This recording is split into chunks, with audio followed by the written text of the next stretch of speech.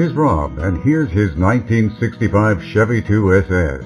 I've had Chevy 2s since I was about 20. I sold my last Chevy 2 back in '99 to do a career change, life change, kids, family, and stuff like that. So when it was time to get back into the cars, naturally I wanted another Chevy 2. Rob says the Chevy 2 brings back good memories. That would be for me driving with Scott Skane in his 69, 67 Camaro. I think I was 11 years old at the time, and he had dual quads and a 427 sticking out of the hood. And we left a red light at Walker and Tecumseh Road, and the dash pad fell in my lap. And at that point, I think I was probably hooked. Rob wasn't kidding about this car.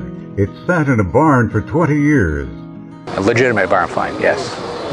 And I know the whole story of the car because I bought it from the family that bought it in even '65. Needless to say, it needed some work.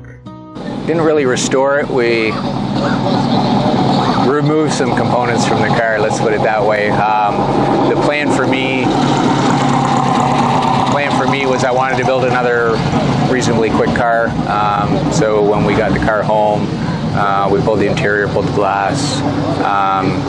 Any repairs or changes that I wanted to make were made to the car, and we started to reassemble it, paint it, put a new drivetrain in it.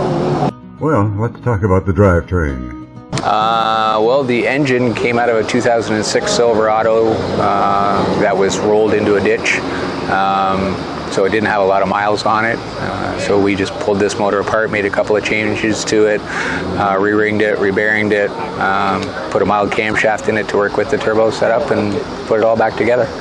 And what about horsepower? About 1,050. That's very impressive considering it's only 330 cubic inches.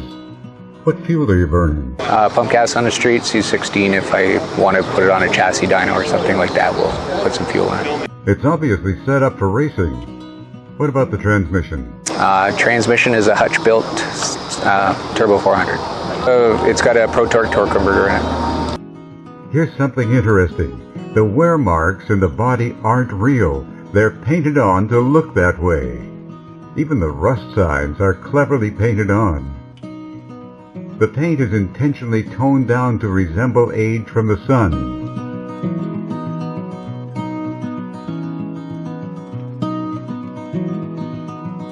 I hope you enjoyed this look at Rob's high-powered 65 Chevy 2. Stay safe this winter, and we'll see you in the spring at the car shows and cruise nights.